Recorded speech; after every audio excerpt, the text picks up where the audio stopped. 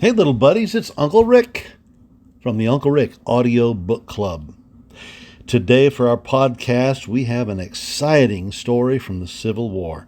It's called The Locomotive Chase in Georgia. Let's read it. The railroad raid to Georgia in the spring of 1862 has always been considered to rank high among the striking and novel incidents of the Civil War. At that time, General O.M. Mitchell, under whose authority it was organized, commanded Union forces in Middle Tennessee, consisting of a division of Buell's army. The Confederates were concentrating at Corinth, Mississippi, and Grant and Buell were advancing by different routes toward that point. Mitchell's orders required him to protect Nashville and the country around, but allowed him great latitude in the disposition of his division, which, with detachments and garrisons, numbered nearly 17,000 men. His attention had long been strongly turned toward the liberation of East Tennessee, which he knew that President Lincoln also earnestly desired, and which would, if achieved, strike a most damaging blow at the resources of the rebellion. The South called it a war of independence, and the North called it a rebellion. People have different viewpoints, don't they? A Union army once in possession of East Tennessee would have the inestimable advantage, found nowhere else in the South, of operating in the midst of a friendly population and having at hand abundant supplies of all kinds. Mitchell had no reason to believe that Corinth would detain the Union armies much longer than Fort Donelson had done, and was satisfied that as soon as that position had been captured, the next movement would be eastward toward Chattanooga, thus throwing his own division in advance. He determined, therefore, to press into the heart of the enemy's country as far as possible, occupying strategic points before they were adequately defended and assured of speedy and powerful reinforcement. To this end, his measures were vigorous and well chosen. On the 8th of April, 1862, the day after the Battle of Pittsburgh Landing, of which, however, Mitchell had received no intelligence, in other words, he hadn't been advised about it yet, hadn't heard of it, he marched swiftly southward from Shelbyville and seized Huntsville in Alabama on the 11th of April, and then sent a detachment westward over the Memphis and Charleston Railroad to open railway communication with the Union Army at Pittsburgh Landing. Another detachment, commanded by Mitchell in person, advanced on the same day 70 miles by rail directly into the enemy's territory, arriving unchecked with 2,000 men within 30 miles of Chattanooga. In 2 hours' time, he can now reach that point, the most important position in the West. Why did he not go on? The story of the railroad raid is the answer. The night before breaking camp at Shelbyville, Mitchell sent out an expedition secretly into the heart of Georgia to cut the railroad communications of Chattanooga to the south and east. The fortune of this attempt had a most important bearing upon his movements and will now be narrated. In other words, now we're going to tell you about it. They talked really formal back in the days when this book was written. In the employ of General Buell was a spy named James J. Andrews, who had rendered valuable services in the first year of the war and had secured the full confidence of the Union commanders. In March 1862, Buell had sent him secretly with 8 men to burn the bridges west of Chattanooga, but the failure of expected cooperation defeated the plan, and Andrews, after visiting Atlanta and inspecting the whole of the enemy's lines in that vicinity and northward, had returned ambitious to make another attempt. His plans for the second raid were submitted to Mitchell, and on the eve of the movement from Shelbyville to Huntsville, Mitchell authorized him to take 24 men, secretly enter the enemy's territory, and by means of capturing a train, burn the bridges on the northern part of the Georgia State Railroad, and also one on the East Tennessee Railroad where it approaches the Georgia state line, thus completely isolating Chattanooga, which was virtually ungarrisoned. The soldiers for this expedition, of whom this writer was one, were selected from the 3 Ohio regiments belonging to General J. W. Sill's brigade, being simply told that they were wanted for secret and very dangerous service. So far as known, not a man chosen declined the perilous honor. Our uniforms were exchanged for ordinary Southern dress, and all arms except revolvers were left in camp. On the 7th of April, by the roadside about a mile east of Shelbyville, in the late evening twilight, we met our leader. Taking us a little way from the road, he quietly placed before us the outlines of the romantic and adventurous plan, which was to break into small detachments of 3 or 4, journey eastward into the Cumberland Mountains, then work southward, traveling by rail after we were well within the Confederate lines, and finally, the evening of the 3rd day after the start, meet Andrews at Marietta, Georgia, more than 200 miles away. When questioned, we were to profess ourselves Kentuckians going to join the Southern Army. On the journey, we were a good deal annoyed by the swollen streams and the muddy roads consequent on 3 days of almost ceaseless rain.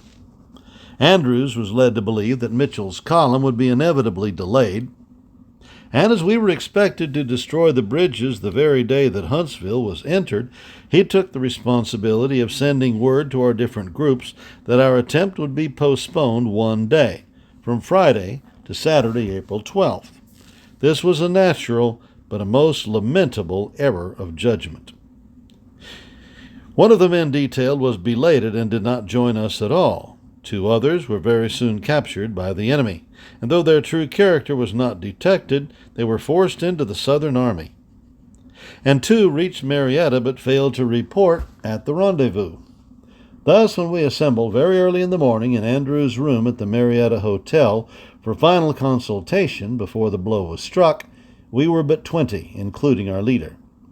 All preliminary difficulties had been easily overcome, and we were in good spirits.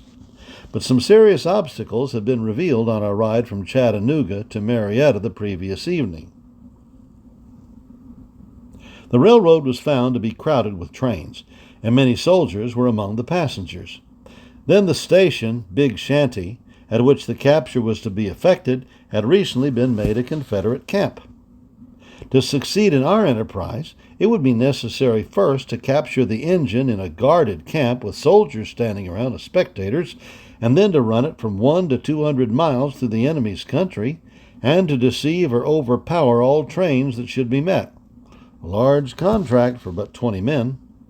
Some of our party thought the chances of success so slight under the circumstances that they urged the abandonment of the whole enterprise. But Andrews declared his purpose to succeed or die, offering to each man, however, the privilege of withdrawing from the attempt, an offer no one was in the least disposed to accept. Final instructions were then given, and we hurried to the ticket office in time for the northward bound mail train, and purchased tickets for different stations along the line in the direction of Chattanooga. Our ride as passengers was but 8 miles.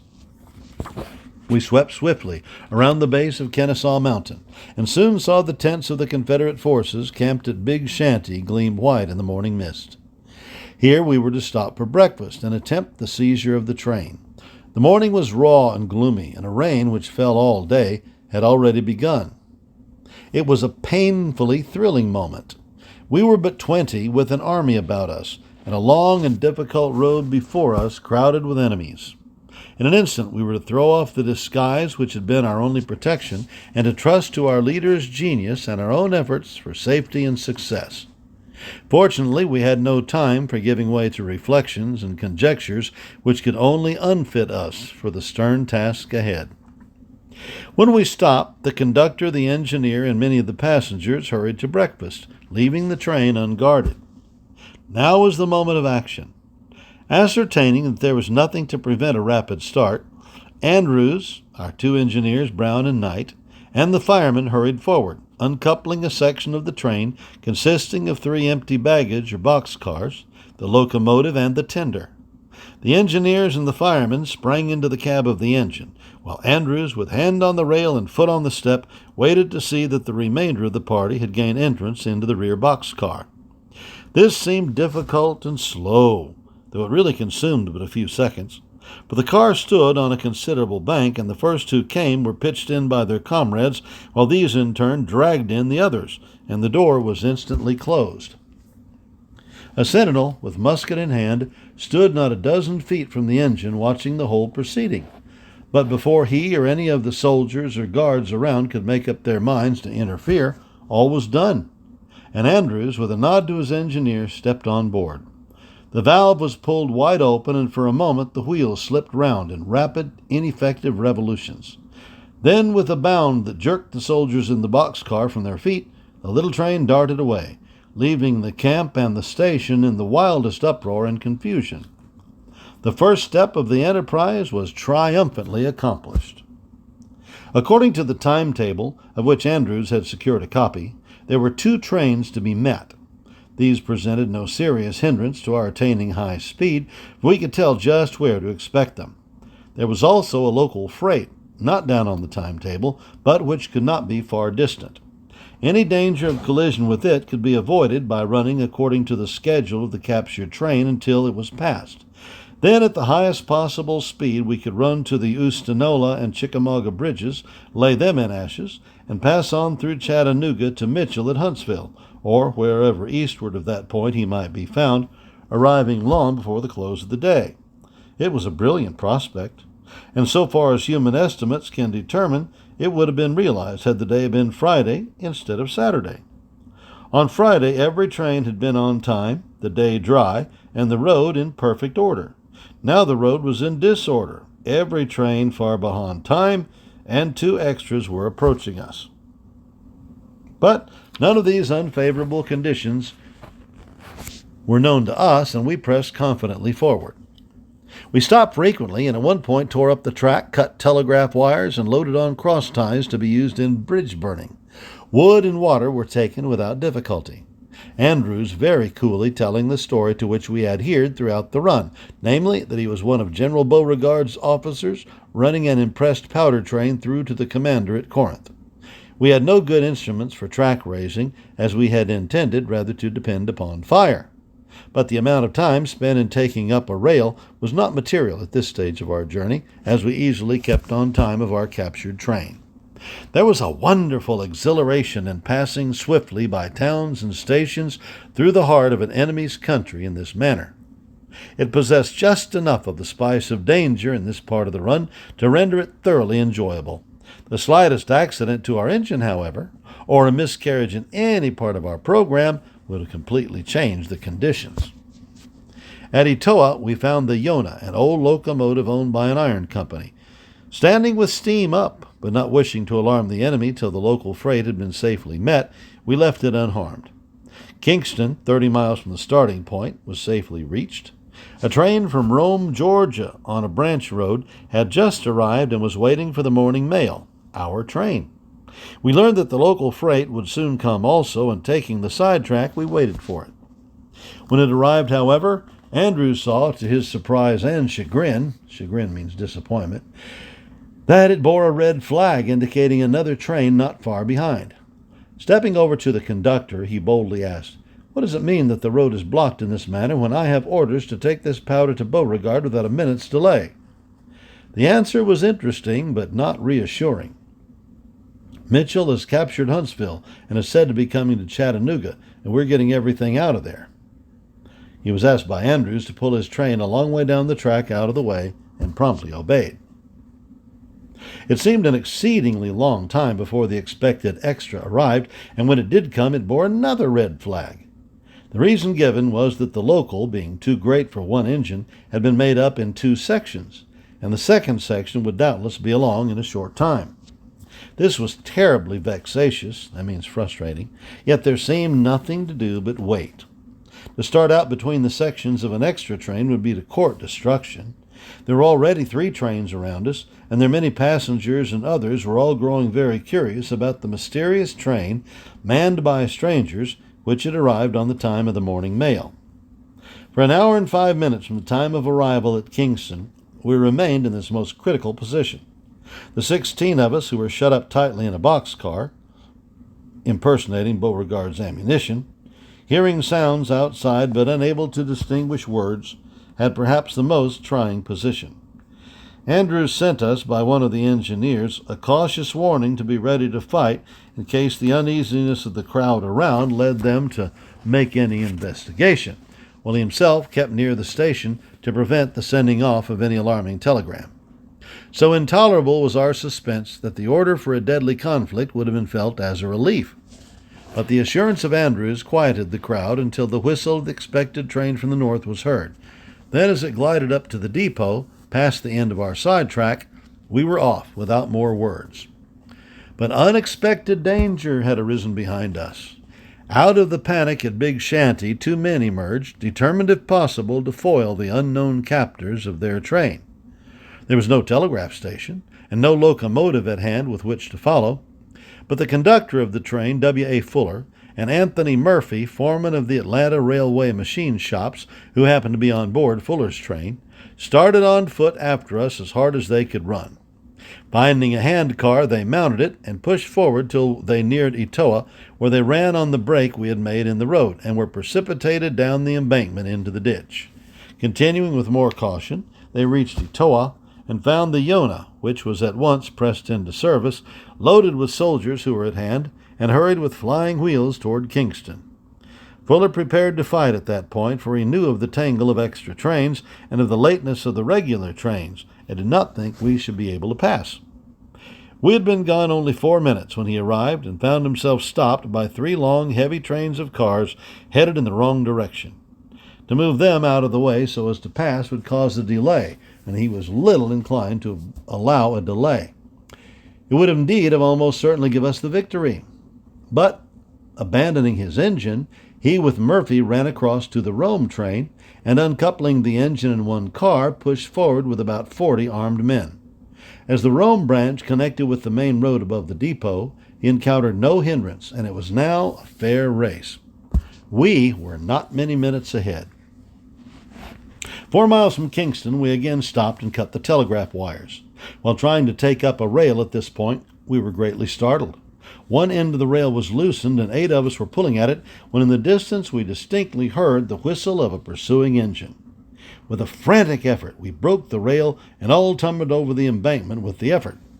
We moved on, and at Adairsville we found a mixed train, freight and passenger, waiting. But there was an express on the road that had not yet arrived. We could afford no more delay, and set out for the next station, Calhoun, at terrible speed, hoping to reach that point before the express, which was behind time, should arrive. The 9 miles which we had to travel were left behind in less than the same number of minutes. The express was just pulling out, but hearing our whistle, backed before us until we were able to make the sidetrack. It stopped, however, in such a manner as completely to close up the other end of the switch. The 2 trains, side by side, almost touched each other, and our precipitate arrival caused natural suspicion. Many searching questions were asked, which had to be answered before we could get the opportunity of proceeding.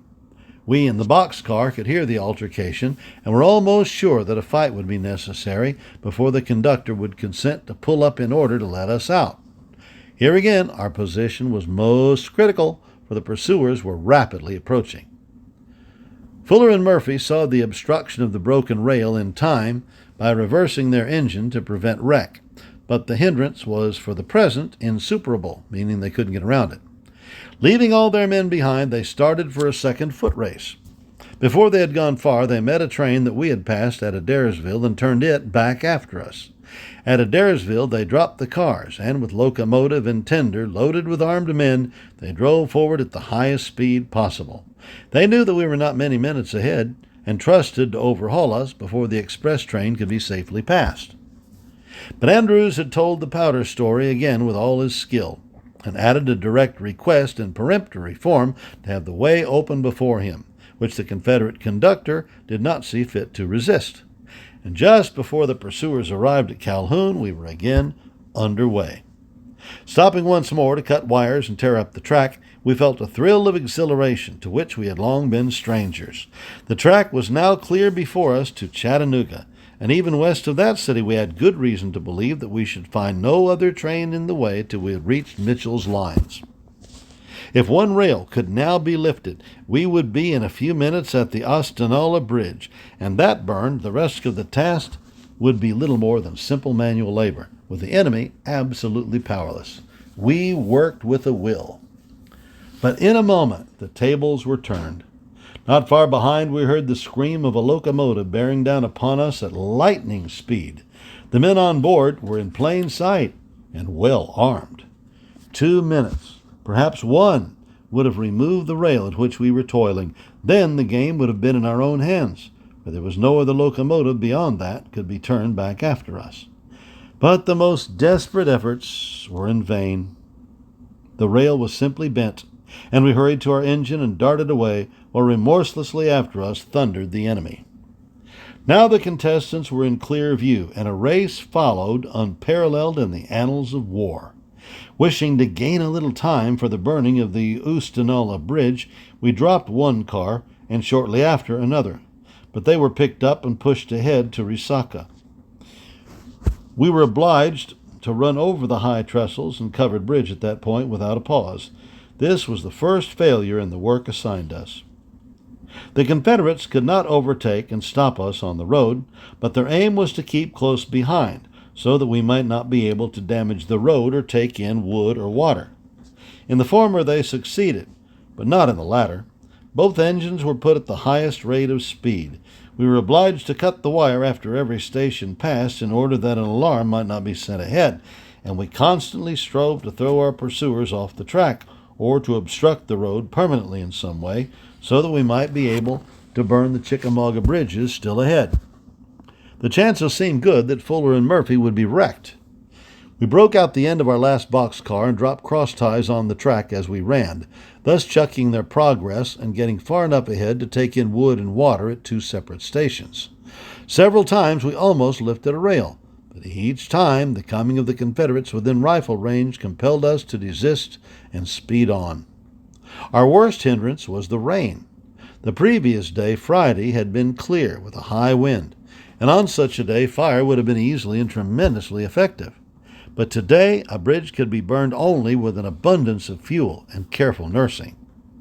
Thus we sped on mile after mile in this fearful chase, round curves and past stations in seemingly endless perspective. Whenever we lost sight of the enemy beyond a curve, we hoped that some of our obstructions had been effective in throwing him from the track, and that we should see him no more. But at each long reach backward, the smoke was again seen, and the shrill whistle was like the scream of a bird of prey. The time could not have been so very long, for the terrible speed was rapidly devouring the distance. But with our nerves strained to the highest tension, each minute seemed an hour. On several occasions, the escape of the enemy from wreck was little less than miraculous. At one point, a rail was placed across the track on a curve, so skillfully that it was not seen till the train ran upon it at full speed. Fuller says that they were terribly jolted and seemed to bounce altogether from the track, but lighted on the rails in safety. Some of the Confederates wished to leave a train which was driven at such a reckless rate, but their wishes were not gratified. Before reaching Dalton, we urged Andrews to turn and attack the enemy, laying an ambush so as to get into close quarters, that our revolvers might be on equal terms with their guns. I have little doubt that if this had been carried out, it would have succeeded. But either because he thought the chance of wrecking or obstructing the enemy still good, or feared that the country ahead had been alarmed by a telegram around the Confederacy by way of Richmond, Andrews merely gave the plan his sanction without making any attempt to carry it into execution. Dalton was passed without difficulty, and beyond we stopped again to cut wires and to obstruct the track. It happened that a regiment was encamped not 100 yards away, but they did not molest us. Fuller had written a dispatch to Chattanooga and dropped a man with orders to have it forwarded instantly, while he pushed on to save the bridges. Part of the message got through and created a wild panic in Chattanooga, although it did not materially influence our fortunes.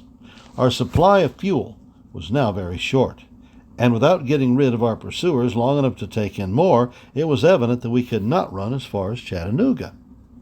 While cutting the wire, we made an attempt to get up another rail, but the enemy, as usual, were too quick for us. We had no tools for this purpose except a wedge-pointed iron bar. 2 or 3 bent iron claws for pulling out spikes would have given us such incontestable superiority that down to almost the last of our run we should have been able to escape and even to burn all the Chickamauga bridges. But it had not been our intention to rely on this mode of obstruction, an emergency only rendered necessary by our unexpected delay and the pouring rain. We made no attempt to damage the long tunnel north of Dalton, as our enemies had greatly dreaded. The last hope of the raid was now staked upon an effort of a kind of different from any that we had yet made, but which, if successful, would still enable us to destroy the bridges nearest Chattanooga. But, on the other hand, its failure would terminate the chase. Life and success were put upon one throw. A few more obstructions were dropped on the track, and our own speed increased so that we soon forged a considerable distance ahead.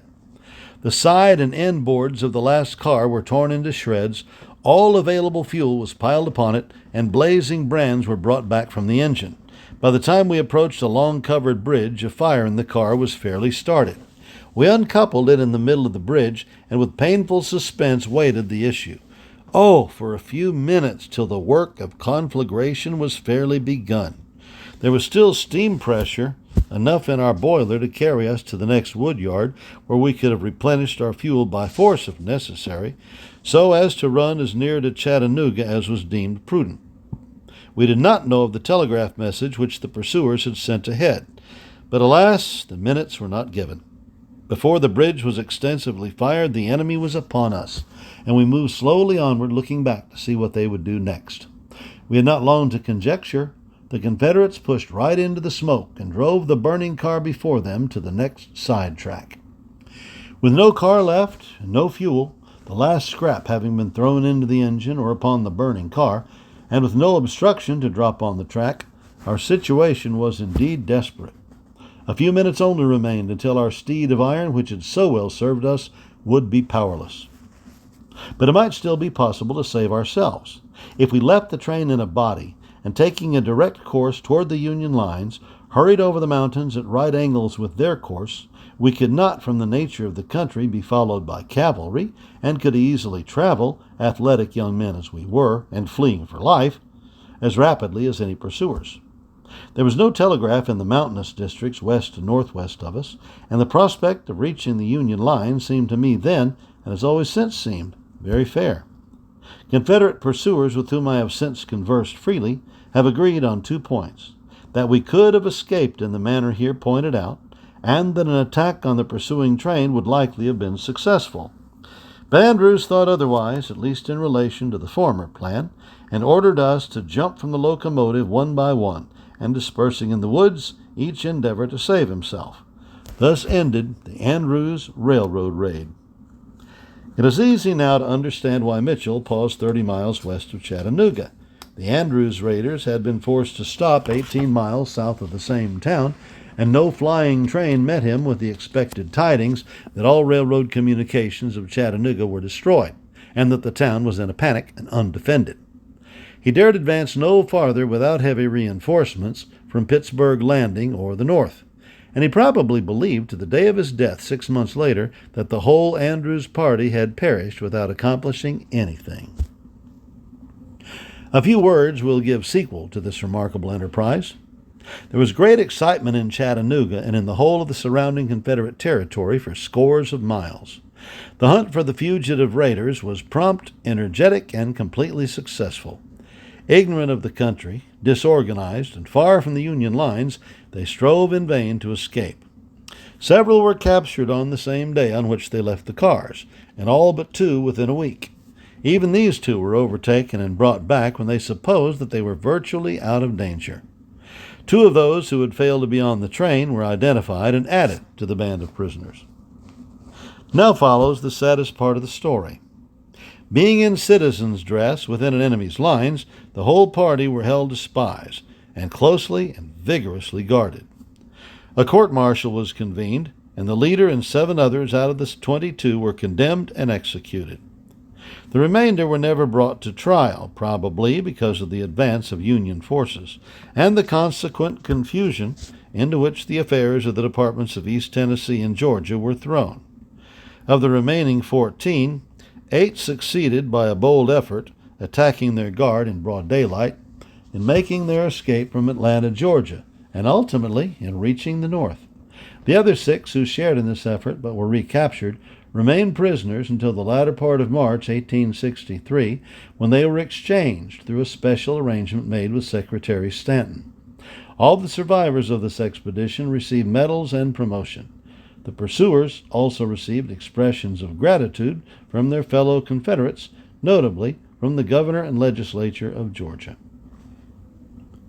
So, there you have it, little buddies, the story of the locomotive chase in Georgia. Whichever side you favor in the Civil War, you have to admire the grittiness of the men on both sides of this chase.